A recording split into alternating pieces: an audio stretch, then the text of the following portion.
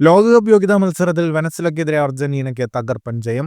മെസ്സിക്കരുത്തിൽ Argentina വെനസ്വലയെ എതിരില്ലാത്ത 3 ഗോളുകൾക്ക് പരാജയപ്പെടുത്തി. അർജന്റീൻ മണ്ണിൽ ദേശീയ ടീമിനൊപ്പം അവസാന മത്സരത്തിനിറങ്ങിയ ഇതിഹാസ നായകൻ ലയണൽ മെസ്സി ഇരട്ട ഗോളുകളുമായി മുന്നിൽ നിന്ന് നയിച്ചു. 39-ാം മിനിറ്റിൽ ജൂലിയൻ അൽവാരസിൽ നിന്ന് ലഭിച്ച പന്ത് മെസ്സി ഗോൾ കീപ്പർക്ക് മുകളിലൂടെ വലയിലെത്തിച്ചു. ആദ്യ പകുതി ഒറ്റ ഗോൾ ലീഡിൽ അവസാനിച്ചു. രണ്ടാം പകുതിയിൽ 76-ാം മിനിറ്റിൽ നിക്കോ ഗോൺസാലസിന്റെ അസിസ്റ്റിൽ ലൗറ്റിയറോ മാർട്ടിനസ് അർജന്റീനയുടെ ലീഡ് ഇരട്ടിയാക്കി. പിന്നാലെ അൽമാഡയുടെ പാസിൽ ലക്ഷ്യം കണ്ട മെസ്സി അർജന്റീനയുടെ വിജയം പൂർത്തിയാക്കി. അർജന്റീന നേരത്തെ തന്നെ ലോകകപ്പിന് യോഗ്യത ഉറപ്പിച്ചിരുന്നു. മത്സരത്തിലെ കണക്കുകളിലേക്ക് വന്നാൽ 77% ബോൾ പൊസിഷൻ അർജന്റീനയ്ക്കായിരുന്നു. 17 ഷോട്ടുകളാണ് അർജന്റീന ആകെ തൊടുത്തത്. 9 എണ്ണം ഓൺ ടാർഗറ്റിലുണ്ടായിരുന്നു.